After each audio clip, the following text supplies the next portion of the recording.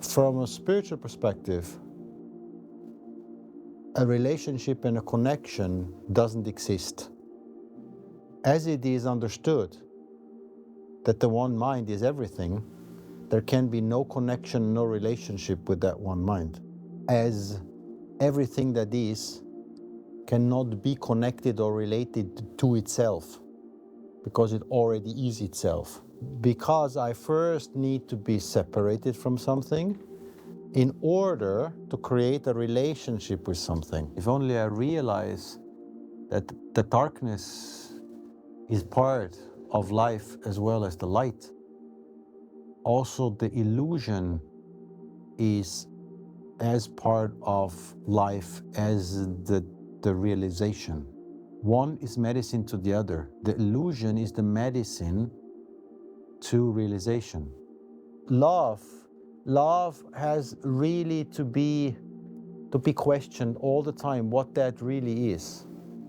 Is it a conditional benevolence or is it true unconditional love?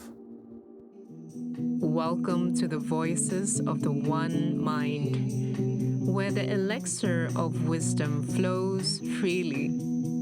Join us as we dive into the profound thoughts of extraordinary human beings who embody wisdom, offering insights that serve as a bridge to awakening. Unshackling minds from the chains of suffering, our conversations pave the way for enhanced health, enriched lives, and exponential spiritual growth. Get ready to sip on the nectar of the one mind with us.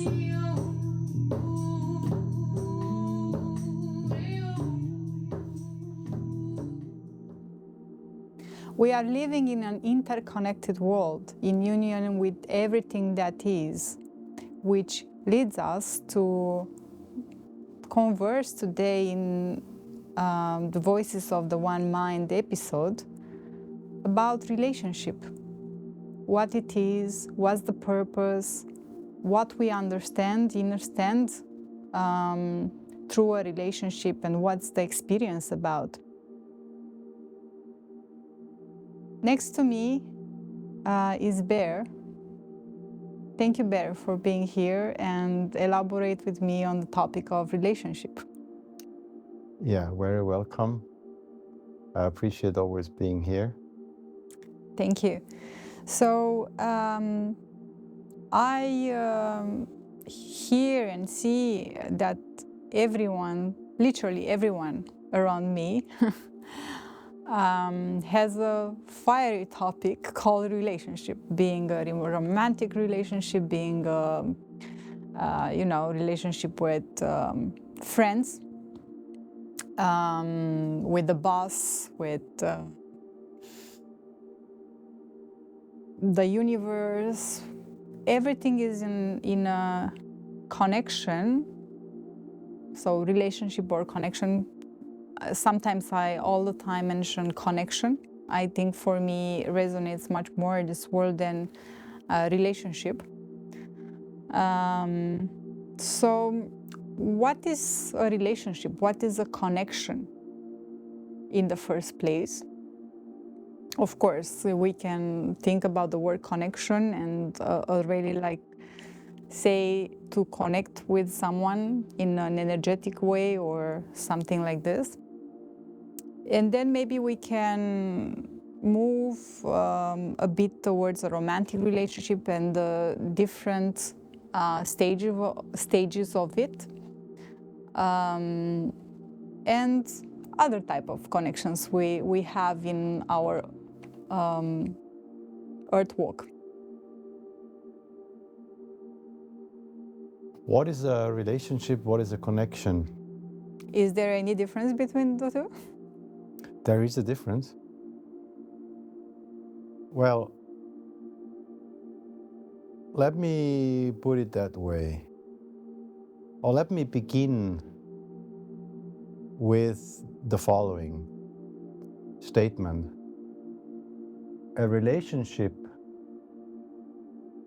and a connection, which are two different things, are things that can only be perceived by something, a being that is separate and that feels separate from that other that it is connected to or related to. Because only that can be named the relationship. A separation. Because I first need to be separated from something in order to create a relationship with something. Does that make sense? You cannot be one and the same. If you are one and the same, a relationship or a connection is an obsolete concept, right? Mm-hmm. So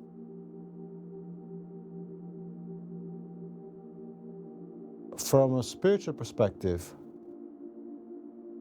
a relationship and a connection doesn't exist. Mm-hmm. As it is understood that the one mind is everything, there can be no connection, no relationship with that one mind. As everything that is cannot be connected or related to itself, because it already is itself. Mm-hmm. You understand? So only something that is here can be connected to something that is here, Mm-hmm. right? Mm-hmm.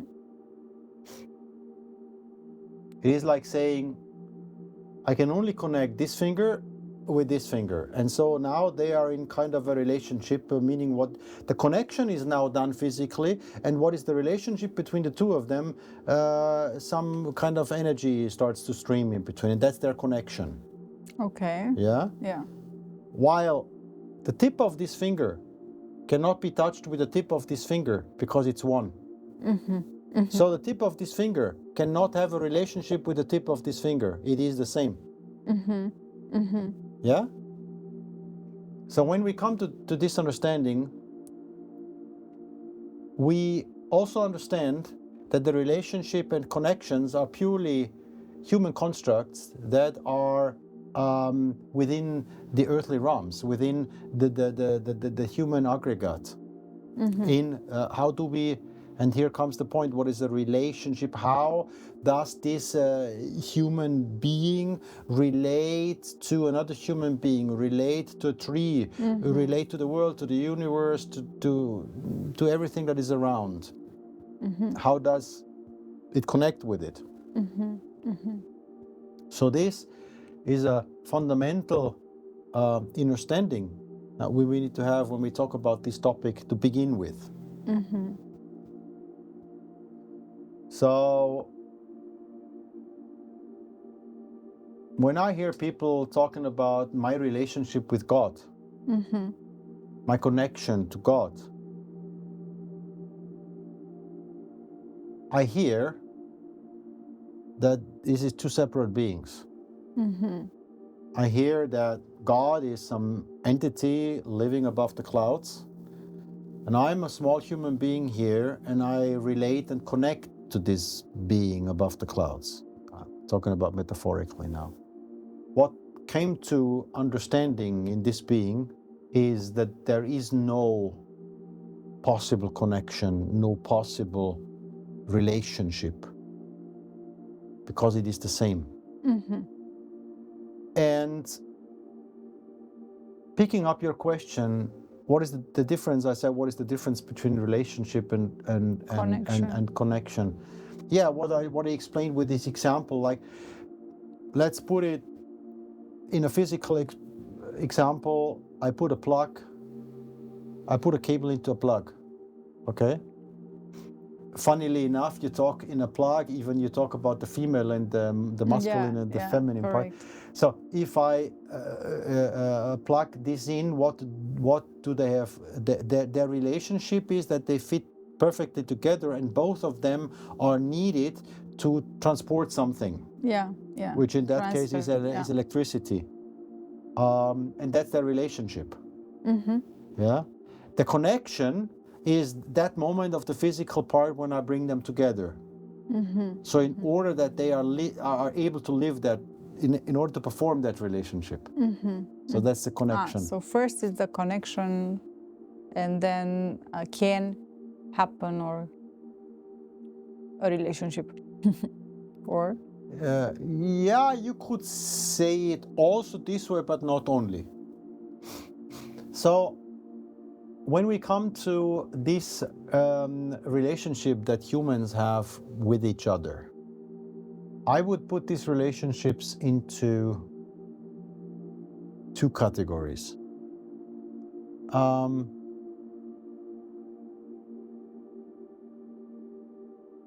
There is a term that people use, and I don't like it very much, but in lack of better words, I will use it for a moment. There is this term healthy relationship and unhealthy relationship.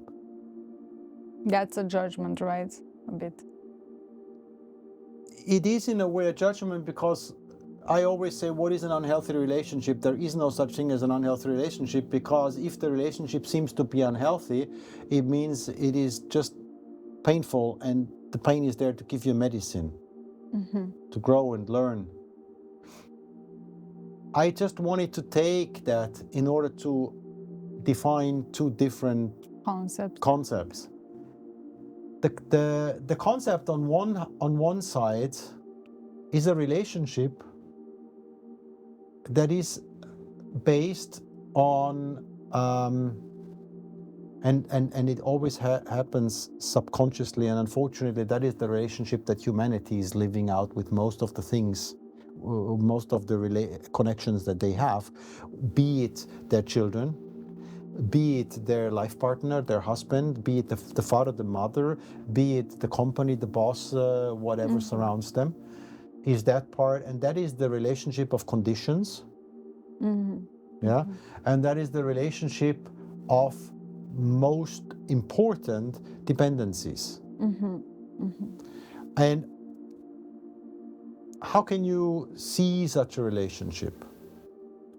The dependency is if, and this is very radical what I'm going to say now, if one is in a relationship with someone else, whatever that relationship is, and one cannot in every moment walk away with a peaceful heart,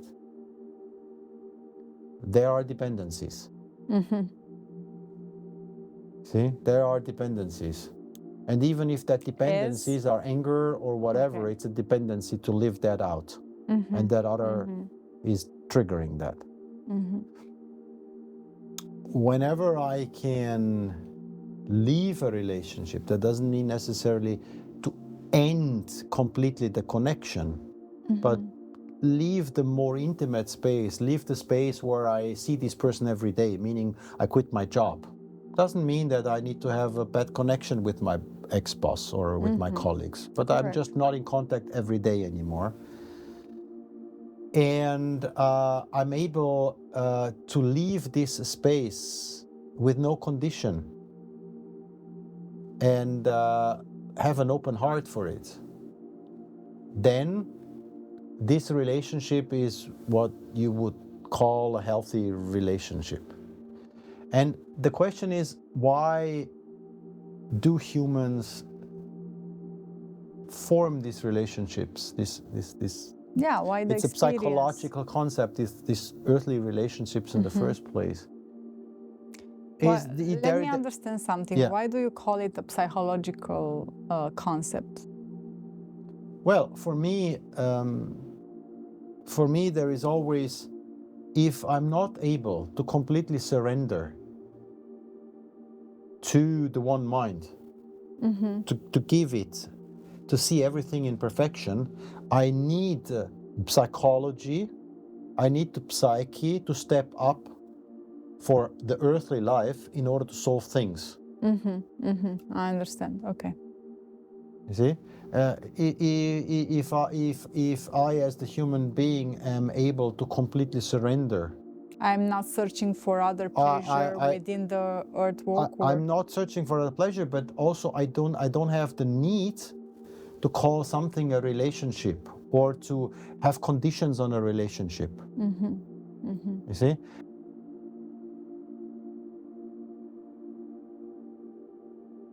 The difference also with connection and relationship is, in a practical life terms, is that a human being is kind of a swarm intelligence as well as the species, and it's like it's a tribe, you see, and living to tackle daily survival tasks, work much easier in making connections with others. And unfortunately, I have to say, unfortunately, humanity need ever more of these connections, because humanity has built up a world and a life full of dependencies. But if we don't need these connections, we wouldn't be here all together, right, on Earth. No, you have to see, to live your gift, yeah?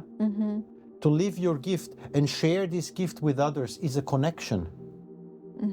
But then you can call it connection. Of course it's a connection, because you connect, you share your gift Openly and peacefully. And only that sharing is done unconditionally, and the receiving is done unconditionally. And then for my understanding, I would completely do away with these words of relationship and connections. Because you don't need the status, you mean? You don't need that concept. You don't need that concept. Or the status of being in a relationship. You are just. You are just. Yeah? I am that I am. You are just. You are. You are. And from that space that you are sharing.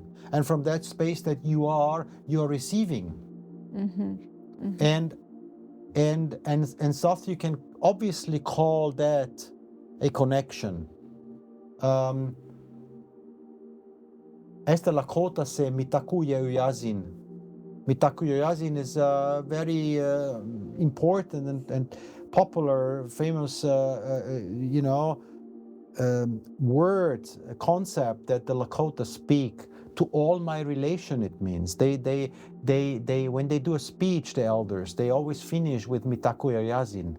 That means to all my relations. So that means many things. That means my sharing is to all my relations, and all my relations is everything. It's not just the human beings. Human beings.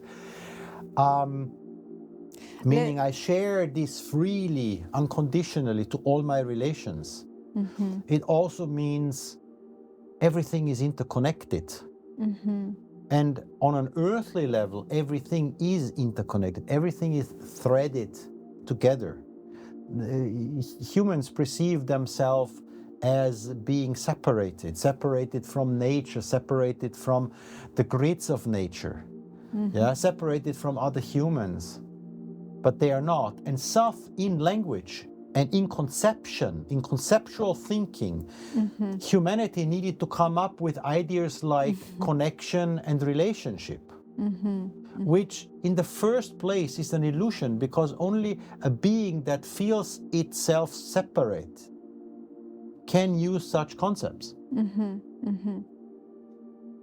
So it's also a little bit of a tricky and difficult topic for people to follow, and to make sense what I'm sharing. Now, if I completely, for a moment, want to forget what I said just until now and say, okay, let's now go into what is an earthly relationship. Okay, and how is it understood widely? And why do we need such an experience? And why do we need such an experience? Well, these kind of earthly connections to feel separate, they are also perfect. I always say everything is perfect. So how can we question it would not be perfect to feel separated? Yeah, it is medicine at the end of the day, which lead us to the understanding. It will be understood at one stage that there was no separation in the first place. See,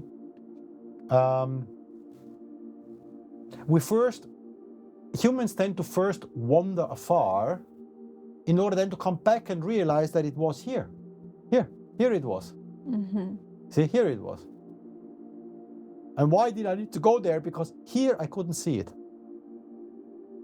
When you say medicine, you refer to medicine for personal development, for spiritual path, or for everything that it is, or what type of medicine we are Medicine is receiving? anything.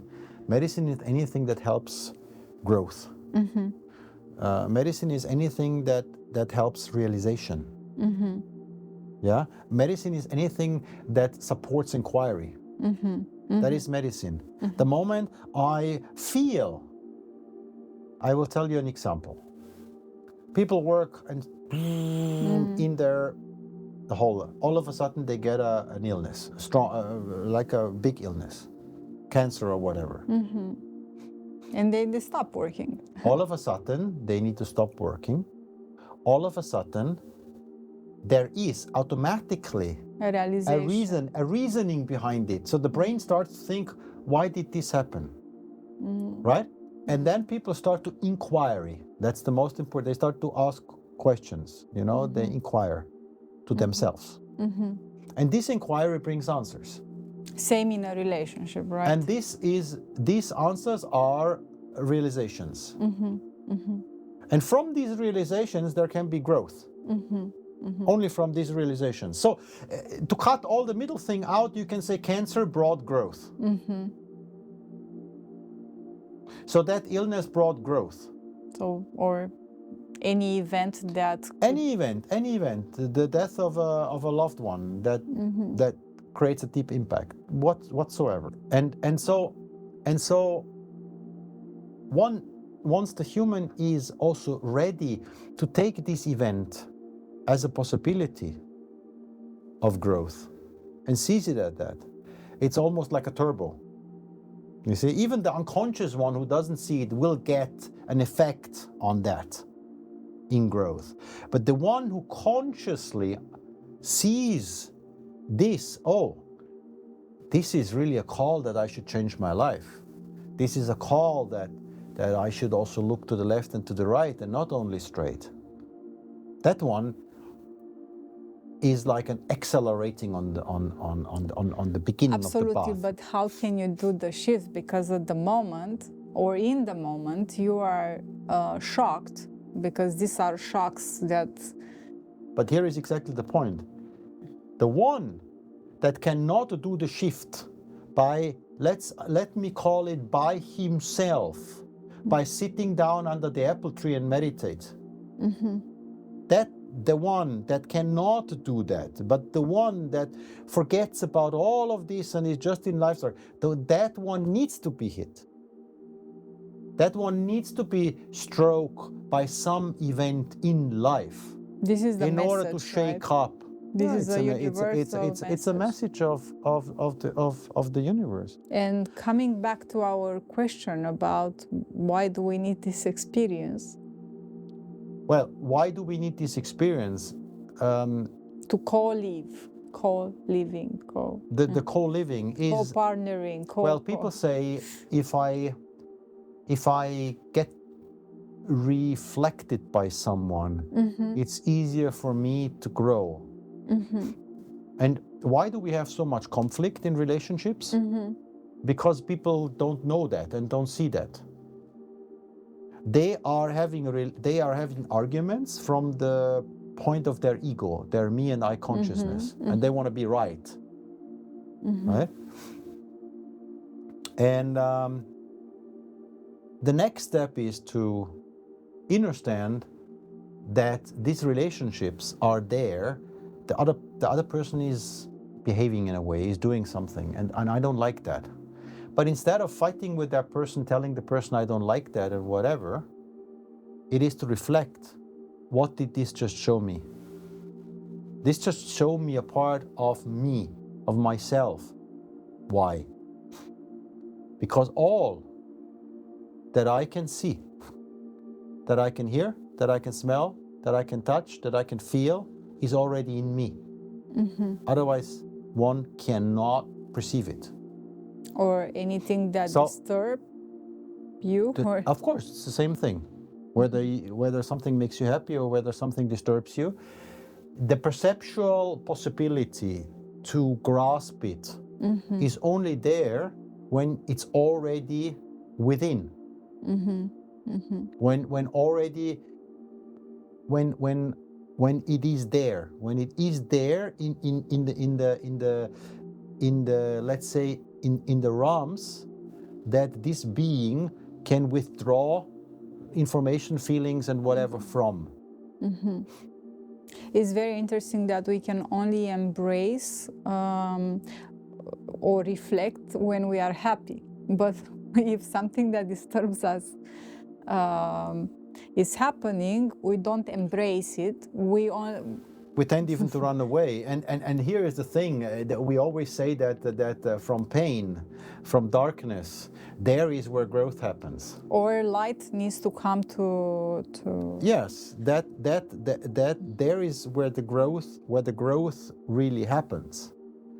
That So means embracing these moments of anger, embracing these moments of fear, embracing these moments of illness is so fundamental to growth. on all levels. On all levels. And so this is why we have these relationships, you know.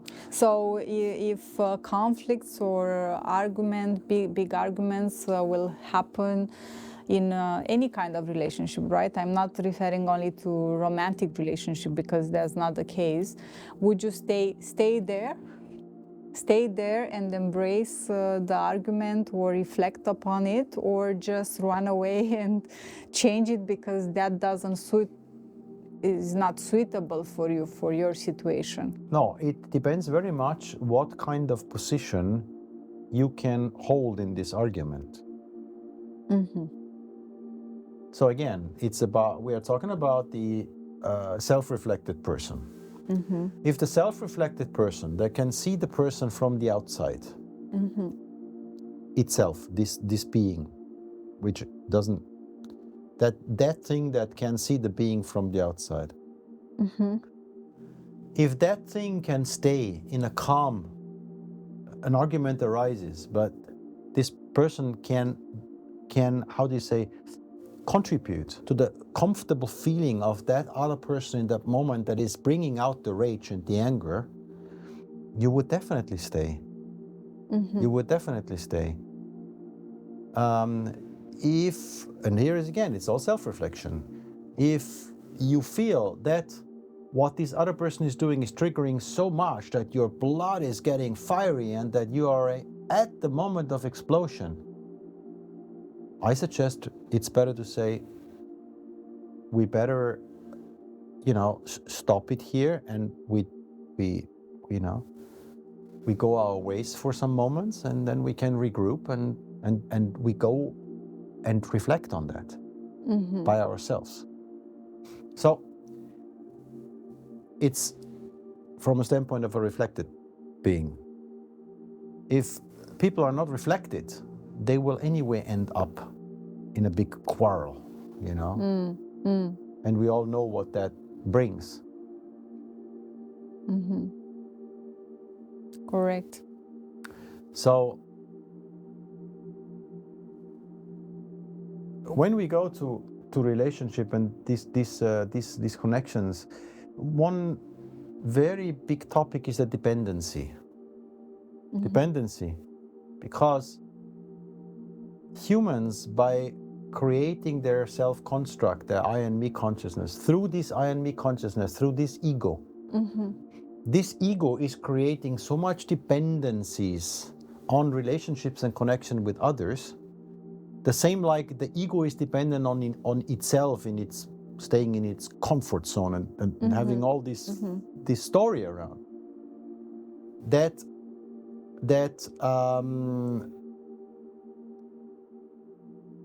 with these dependencies, there is all kind of conditioning as well. There is dependencies and there is also conditioning. Meaning, when talking about the word unconditional love, what is unconditional love? What is an unconditional relationship? What is an unconditional connection?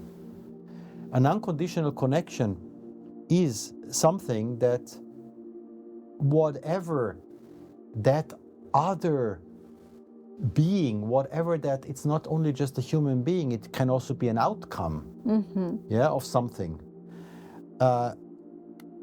is doing, is happening, whatever that is, I can always stay in that beautiful space of compassion and love with that being, without judging it, without getting angry, without all these kind of notions. And the best examples of conditional love, of non-unconditional love, is the relationship between parents and their children. As long as the children always behave like the parents want, as long as they keep the feet under the table and straight, and don't live what their spirit wants to live them out in this moment, then parents are able, until that point, parents are able to express their benevolence towards that being that they call love. The moment this being is doing something that there are not many parents out there who really unconditionally love their children. They are. And I've seen many, I've met many. What I'm saying is that until that happens, the benevolence, this kind of what they call love, is there. I use the term fish love, which I can quickly explain what it means in a moment. The moment this other being that I'm in connection and relationship with is not doing how my ego wants it to behave in this very moment, I start to be angry. I start to shout, and that's not love. That's definitely not love. You cannot say, I'm shouting with you, I'm shouting at you, and I give you a bunch of aggressiveness and angriness, but don't worry, I love you. This is really fish love. This is the love that kills. And whenever I can stay in that moment, that whatever that being is doing, so to understand right here, it doesn't mean that I need to agree with what this being is doing. This my child. However, to stay in this unconditional love, to embrace what the child is doing at the moment. If the child is super loud crying or shouting or whatever, to take the child in the arm, tell a little story. This is also something that people completely forgot in their relationships, to tell stories. I'm talking about these First Nation stories, all these kind of stories. The stories, they only helped. They were only there either as metaphorics, or they were there to help to soothe situations. Or to make someone understand. Exactly, to explain as metaphoric. That's what I'm saying, as a metaphoric to understand situations. And so, this word, like relationship that people have amongst each other, are difficult constructs.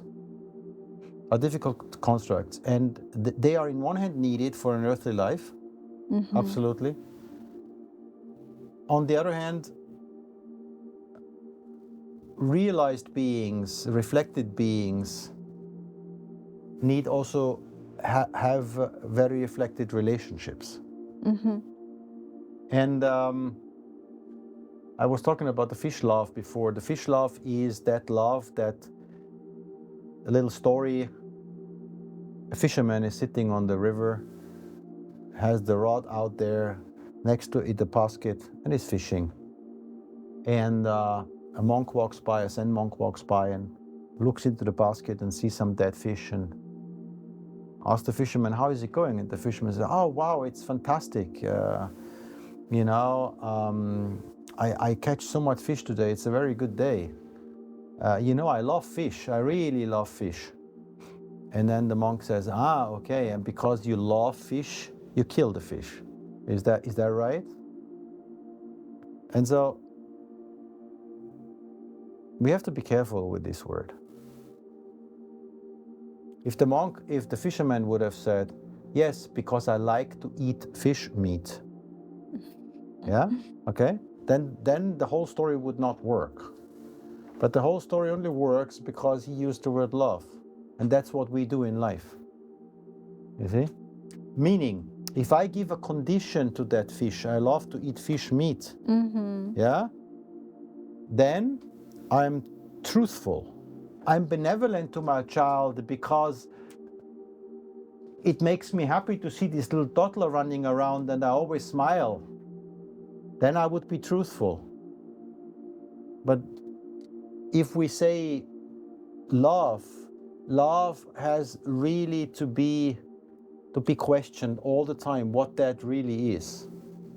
Is it a conditional benevolence or is it true unconditional love? Again, like, how can you understand the difference in feelings in yourself if you never experience the other side? How can you determine this is unconditional or conditional if you didn't even know that the term exists or there is something like unconditional love, You don't have that realization.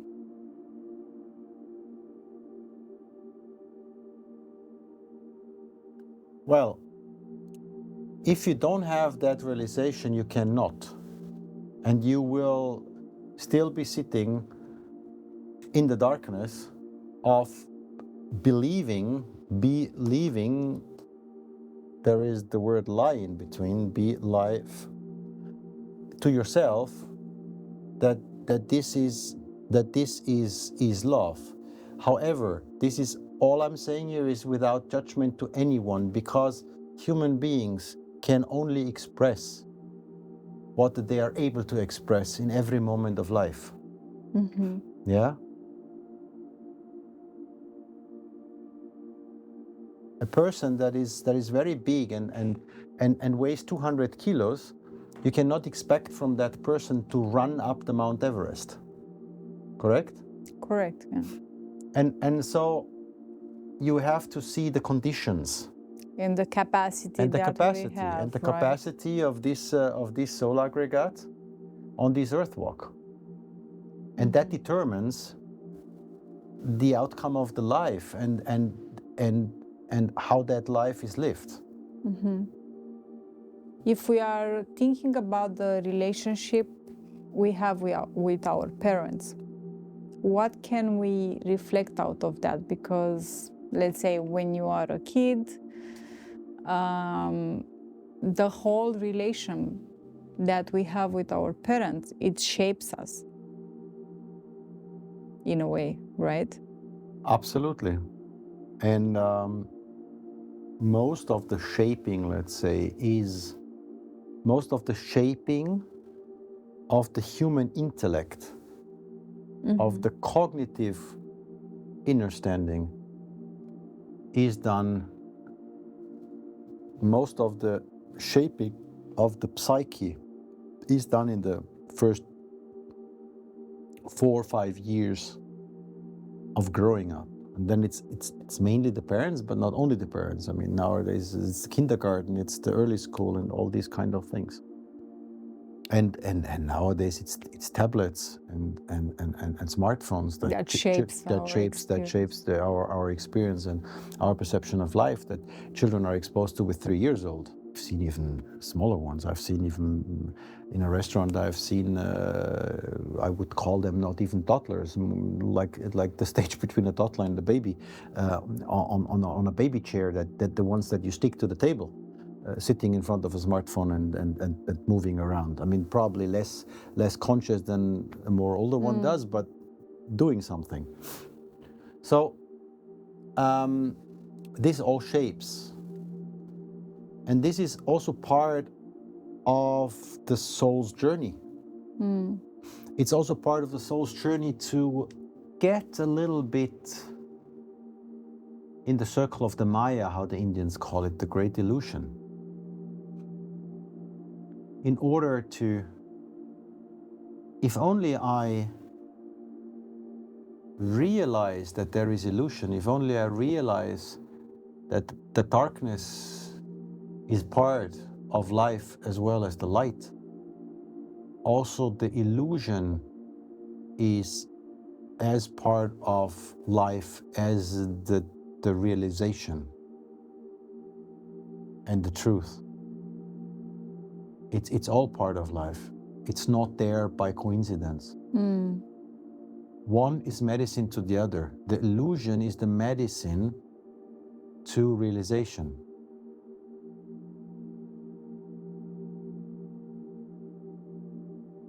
I would say that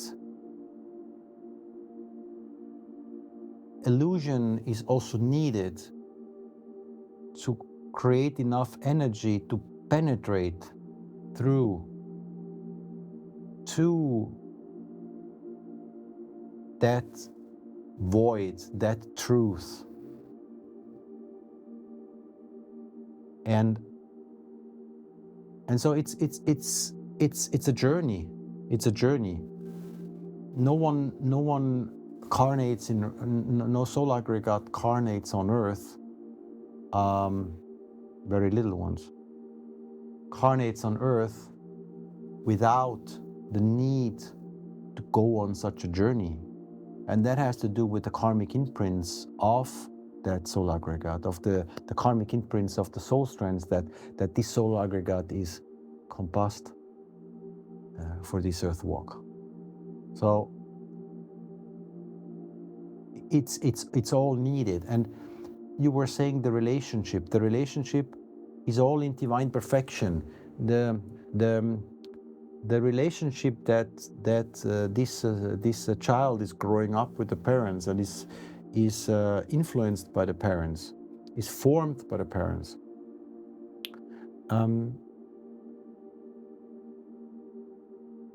is in perfect alignment with the path that this soul needs to travel on the earth walk, and it determines how strong this penetration will and force must be to penetrate out of that, to make oneself on the way, and to penetrate into that realization of self. And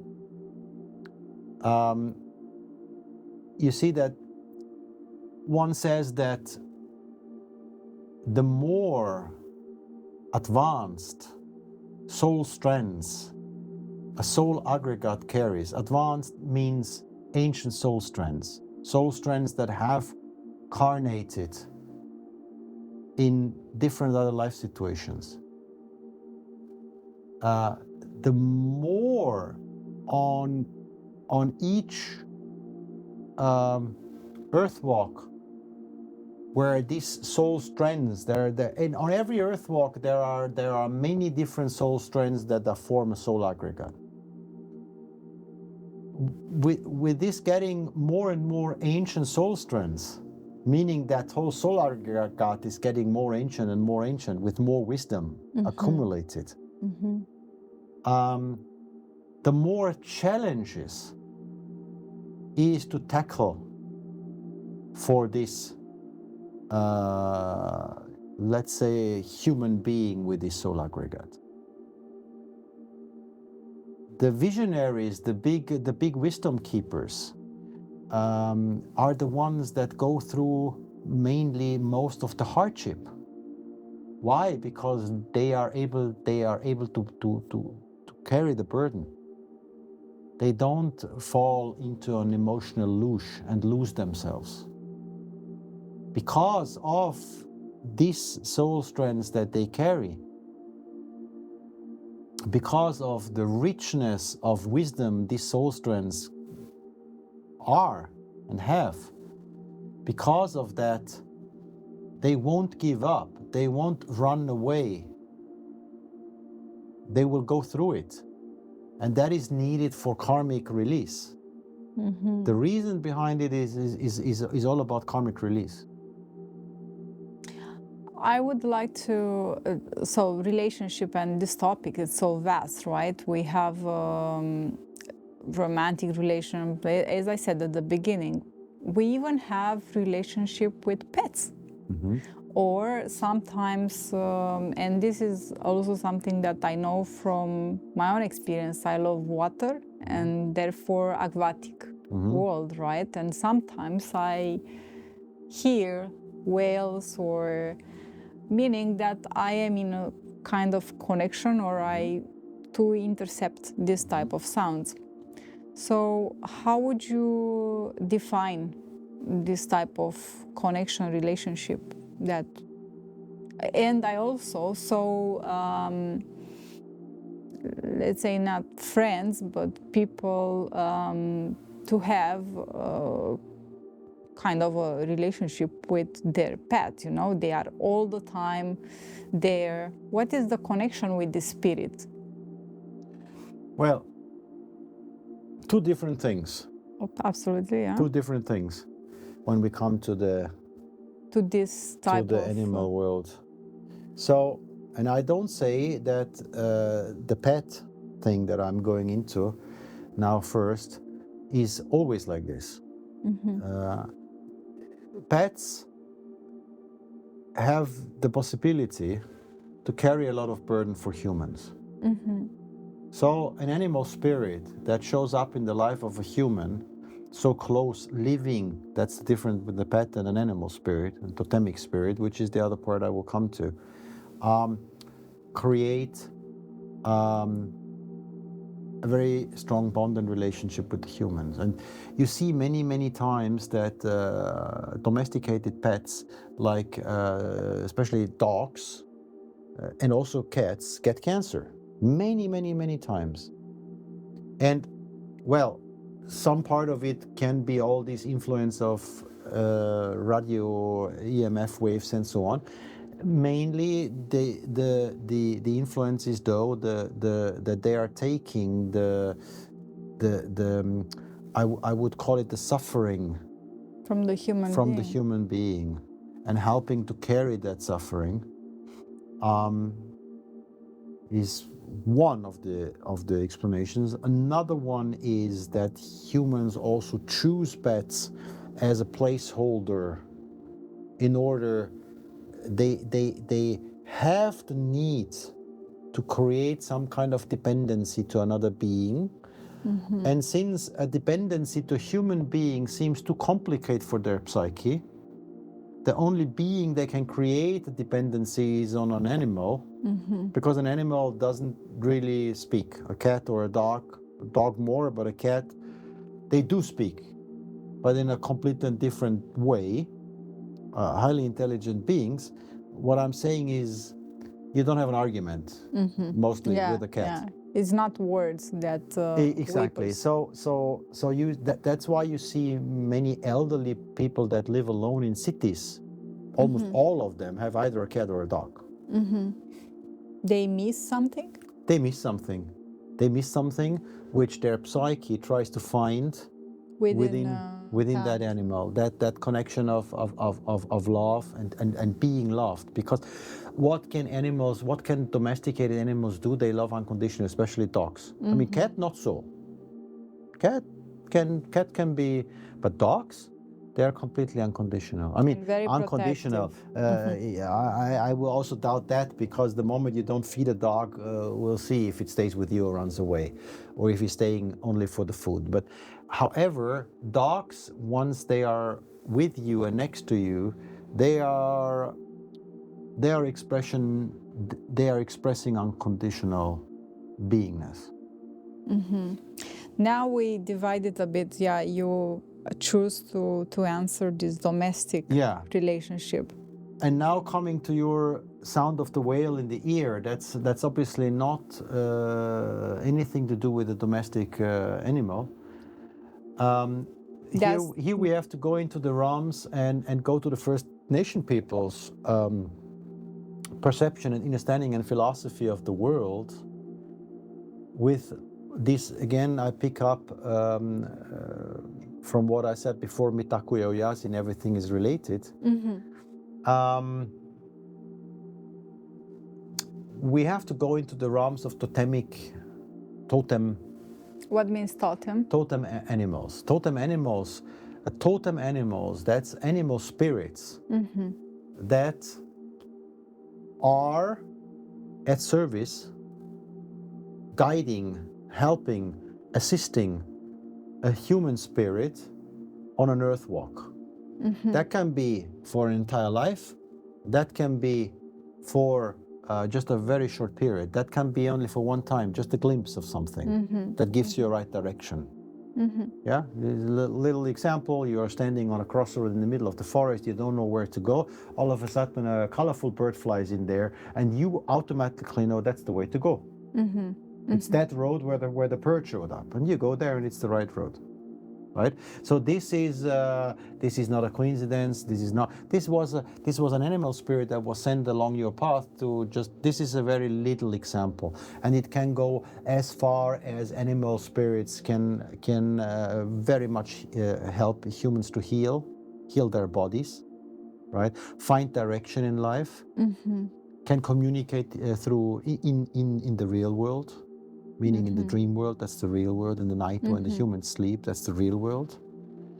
And in that real world, animals, spirit, totems shows brings up a message. And bring messages and bring guidance. And this is a whole different relationship and connection. Because for one, it's very unconditional compared to pets. Right? I mean, a human can take it maybe a little bit conditional and says, well, you know, now this totem has been with me for such a long time and guided me. Now it's not there anymore. Now I miss something. So also there can be a slight, but mostly not. Mostly it's very clear for both the spirits, the human spirit and the animal spirit, that this is a connection and a relationship of guidance. And obviously, when you say you hear the sound of whales, then it means you are very connected to whale people.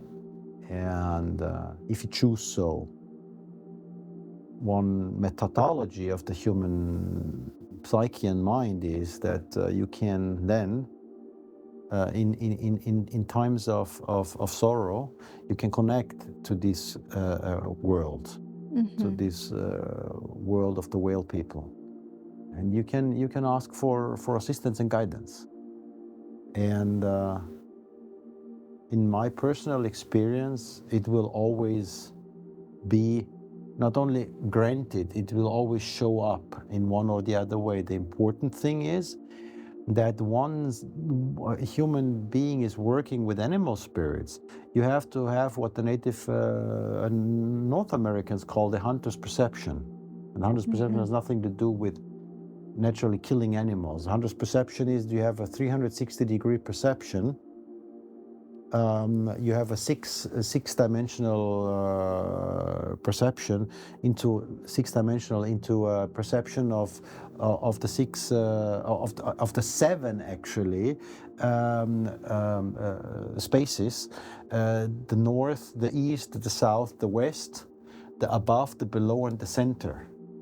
If you have this complete perception, you will be able to interpret and read, and in the first place even see these connections and these relationships. Because if you don't have that, you will say, that was just a coincidence that the buzzard shows up in my life in the last weeks all the time when I see it.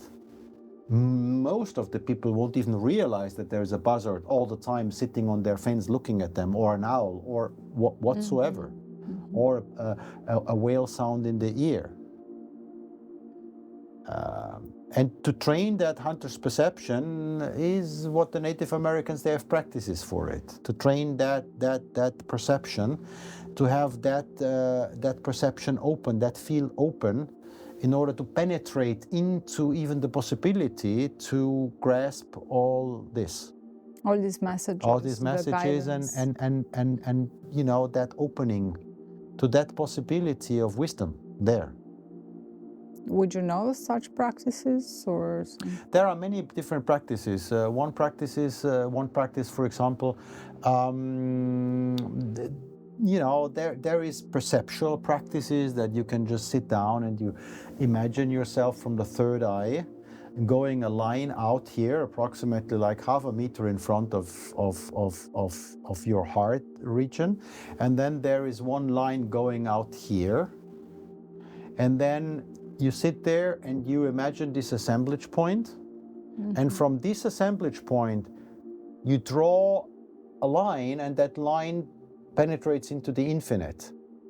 And when you are in this space long enough, you are able to perceive, you're able to get your mind completely closes down, like in a deep meditation. Your mind closes down, and when the mind closes down, you're able to perceive out of that realms. So you go in another reality. You go in another reality. You go in another dimension, and one can be you know, fasting, for example. One can be a vision quest. You see, which also has to do with fasting. So there is different physical practices even to that. One can be to train a little bit the hunter's perception, very simple, practical, profane thing. You're driving in the car in the city, and you just be busy by looking at other cars and their colors and their license plates. And you will realize if you do that half an hour, you didn't have one thought for 1 hour. You didn't think about anything because you were just busy observing. This is one of the base trainings, of core trainings of the hunter's perception, is to observe your surroundings without having thoughts. Without judgment, without... This is another stage, but it's just about observing to realize all of them. And then all of a sudden people say, wow, I'm driving that road 7 years every day to my work. I've never seen that house there. You see? Yeah. Because obviously they have never seen that house there, because first of all, it doesn't stand directly on the road in their visual field. And second of all, they were constantly busy in their mind when they're driving to the road, what they have to do and so on. So coming back, hunter's perception is the base in order to make a connection to the totemic world. But that's a whole other topic. I just wanted to give you a little glimpse because you were talking about connections not only to humans but connections also, and the totemic world doesn't end at animal beings. It's also plants, it's stones, you know. It's a whole, it's everything that is within that living construct. Yeah, I was just thinking that we are speaking about relationship and wondering what was the explanation and how do we connect also with other type of spirits. Or you see, when the human is able to perceive, to understand, when the understanding was coming, and live again the dream, and not the dream of becoming rich or something, but the big dream of sharing the gifts, these gifts, that unique gifts that are part of the soul aggregate's blueprint with this world, the human will come to the understanding that obviously everything that is energy, everything that is consciousness, everything that is in existence has a gift. So the human come to the understanding with a totem that obviously nature, the trees, everything, the animals, they share a gift and they have a spirit, and everything is interconnected, and in this interconnection everything exchanges the gifts in the most optimum way. And the First Nation people who are out of that, who were, some of them who are still out of that stress of the Western world, for them it's very easy to constantly connect and receive these gifts It's like you go to a gift store, you can just take without paying what you need. Mm-hmm. And what is the medicine that serves you in this very moment? Mm-hmm. Correct. You know, we were touching a bit on the topic of romantic relationship, and I hear a lot around me, or I hear these concepts of twin flame, soulmate, and so on. Are we losing ourselves in concepts and definition, or there is something out there that can give us some insights whenever we are talking about twin flame or soulmate? Or I don't know if there are more than this, because these were the ones that I hear on repeat. But what that means for us, and why these concepts, like how does it help to know this is a soulmate twin flame? Well, in my best understanding, I will try to answer your question. A soul aggregate is a combustion of many soul strands. Mm-hmm. And whenever an earth walk ends, the soul aggregate is dissolving in its individual soul strands. These soul strands are these strands that have all the memories, that have all the Akashic records of that soul aggregate that they have been part of in prior lives, so to speak, in prior carnations, not incarnations, because an incarnation would mean that one soul is over and over incarnating. So I speak of carnations because it's always a new soul aggregate that is put together from soul strands that have had many earth walks or less earth walks. And when now a soul aggregate is combust together for a new earth walk, for a new carnation, and two people feel a very deep bond, people in the new age realm explain, as you mentioned it, twin flame or twin ray,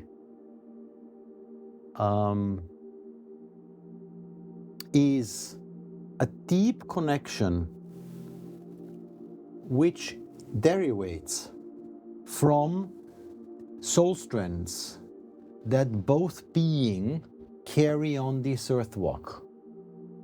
That means that now I'll try to explain it more simply. On my earth walk, I carry a soul strand of James the Great or James the Small that has lived in Scotland in whatever, some other timeline. And we are living in a parallel universe, not in a linear universe. So time is running parallel.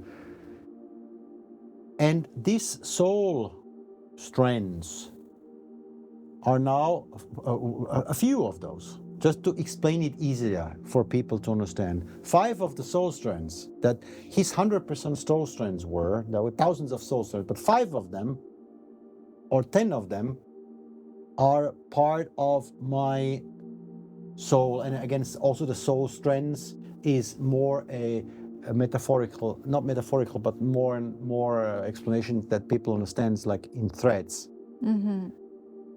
And these soul strands I carry.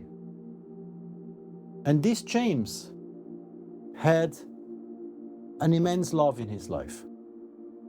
And they were abruptly separated through death, through a very traumatic happening.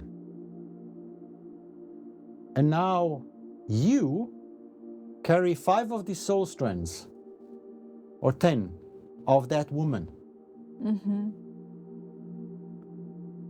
So our imprint, the imprint in my soul strands and the imprint in your soul strands, carry that traumatic happening. And here is the point to understand. It's always about the traumatic happenings. When soul strands, when these so-called twin rays search each other, and they will eventually at one carnation meet, because there is still some common trauma, and this common trauma is easier to release. That also karmic imprint that has happened in these soul strands is easier to release if they release it together. If they meet, they will have this, in this life now, they will have this innate feeling of there is something special in us, with us. We know each other, we love each other so deeply. Everything feels so natural with you. I feel so good with you, and so on. And this is because this is one explanation. Another explanation is you could have literally the same soul strands of one being, of one soul aggregate that has walked the earth than I have in this very moment. Literally the same ones. Right? And so they are literally loaded with the same information, completely with the same karmic imprints, with the same Akashic information. And so these soul strands naturally are drawn to the other aggregate that is on the world, which carries also some of these soul strands, which is only a part of it, just to understand. So, and then people have this very, very, very strong connection. It's very strong connection.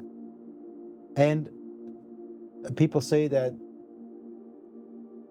the twin flame is something of some kind of eternal feminine and masculine reunion, or union, not reunion, union. While the twin ray, the twin ray, while the twin flame, but again, this is to me very new age terminology, is the twin flame is fire. It means you have to resolve something still, and it will be a lot of learning together in this. And I can relate to these kind of relationships, because you see these kind of relationships. Part of these relationships I have lived myself with partners, with female partners. And this is the best of my knowing in explanation how this connection derives from that deep soulic knowing. Maybe that's why some of relationships in our earth walk needs to happen, right? In a way. I mean, all relationships in our earth walk, nothing in our earth walk happens by coincidence. So everything that happens for a reason, and that's why it's good. Everything. There is nothing that is not good. That's why good and bad doesn't exist. It's just what you give to the event. Exactly. Okay. Thank you very much. I'm very grateful to have a wonderful conversation. A lot to talk. I hope you enjoy our episode about relationship and you learn or relate to some of the explanations. I hope it's beneficial and contribute to your earth walk as well. Appreciate very much for listening and continue watching. Many to come. Thank you for joining us on this enlightening journey with another voice of the One Mind. We thank you for your support, and to ensure that you never miss a drop of this wisdom nectar, click subscribe and stay connected with us on the onemind.org. Until next time, may your path be illuminated with profound insights and growth.